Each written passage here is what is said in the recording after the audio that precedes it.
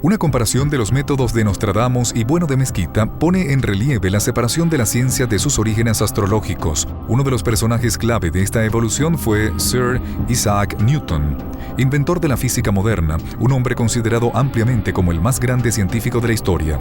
La teoría de Newton debió inaugurar la decadencia de la astrología, pues la idea de que los movimientos y cambios de los objetos terrestres estaban dominados por la misma ley física que controlaba el movimiento de las esferas celestes implicaba necesariamente un debilitamiento de esa otra idea más antigua de que un cielo inmutable controlaba o al menos influenciaba los cambios terrestres y la vida humana. La mayor parte del trabajo de Newton nace de la idea, iniciada por Copérnico, de que era posible crear cálculos matemáticos para determinar, con miles de años de antelación, las posiciones de los planetas y sus alineaciones. 100 años antes de Newton, aquello habría sido considerado misticismo. Si Nostradamus hubiera anunciado que todas las leyes naturales tienen matemática en su base, quizá lo habrían presentado ante la Santa Inquisición. Newton pudo hacerlo porque en su tiempo, la matemática había adquirido un estatus de poder. Las leyes del movimiento ya eran útiles para fines bélicos. Sin la ley del movimiento de Newton, habría sido difícil apuntar adecuadamente un cañón. Newton también fue un hombre profundamente religioso que no veía conflicto alguno entre su ciencia y su creencia en un ser supremo. Es probable que su gran motor haya sido de tipo religioso. Lo que le interesaba era entender cómo transformaba Dios la materia, cómo creaba los elementos, cómo era que su poder se ubicaba en algún lugar fuera de este mundo y por qué medios llegaba a tocar al ser humano. Newton llegó a creer que la Biblia contenía un código secreto que, de ser descifrado, revelaría el futuro. Así que trabajó incansablemente para desarrollar una fórmula matemática que le permitiera descubrir el código oculto en las Escrituras. Newton nunca publicó sus trabajos místicos. De hecho, hay trabajos de alquimia y calendarios proféticos que nunca han sido publicados y siguen siendo manuscritos del Museo Británico. Durante su vida, no se esforzó mucho en publicarlos porque quería ser considerado un racionalista. Quería ser, para el rey, un custodio de valores establecidos. No quería causar revuelo proponiendo ideas que para entonces, comienzos del siglo XVIII, ya resultaban anticuadas. En ese entonces, hacia finales del siglo XVII, había mucho interés en las profecías apocalípticas y se decía que se acercaba el fin del mundo. Newton pensaba que podría usar la profecía para desacreditar aquella opinión prevaleciente y decía que el fin del mundo no llegaría antes de 2060. Este fue su cálculo. Y está basado en un fragmento en verso de las Escrituras que se encuentran en el libro de Daniel. Él pensó haber hallado una fecha de inicio y en base a una proyección encontró también una fecha final. Curiosamente, esa fecha final coincide con el momento presente, es decir, calculó que el mundo acabaría a comienzos del siglo XXI. Al igual que Isaac Newton, Nostradamus creyó que la Biblia podía ser utilizada para predecir el futuro. Predijo que a lo largo de los siglos existirían 3 anticristos. El primero fue Napoleón y el segundo fue Adolfo Hitler. Si se analizan las figuras de Napoleón y de Adolfo Hitler, se encuentran grandes similitudes entre ambos.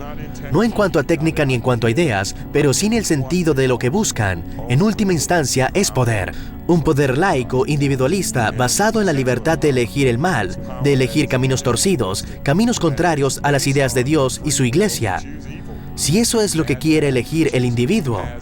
Estos rasgos se ven claramente en Napoleón y en algunos de las cuartetas de Nostradamus sobre él. En el caso de Hitler, lo que vemos es una especie de bestia demente. Alguien que debe ser encerrado de nuevo en su jaula gracias al esfuerzo colectivo del mundo entero. Cada uno de estos anticristos parece un poco peor que su predecesor. El último de ellos, que debió haber emergido entre 1999 y el 11 de septiembre de 2001, y podría estar descrito en las profecías. Es decir, ahora ya estamos en los tiempos del tercer anticristo. Llegados al tercer anticristo, lo que se plantea es un choque de culturas, una guerra no solo entre ciudades-estado o imperios, sino entre las religiones y culturas por el alma misma de la humanidad. Aunque Nostradamus fue vago en torno a la posibilidad de que el hombre sobreviva a la llegada del tercer anticristo, sí señaló un evento futuro que será perturbadoramente decisivo. En una de sus cuartetas, el 1074, Nostradamus menciona específicamente que poco después de la séptima centuria, es decir, más o menos ahora, habrá una perturbación a gran escala. No se menciona específicamente una tercera guerra mundial, pero existen indicios de que vamos camino a un conflicto mundial de grandes proporciones.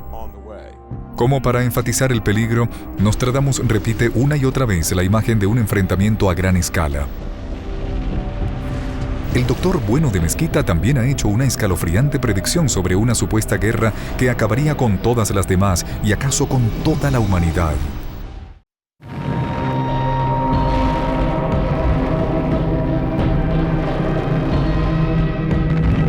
Más de 70 millones de personas perecieron durante las dos guerras mundiales del siglo XX. Una tercera guerra mundial que empleará armas nucleares podría ser aún más mortal.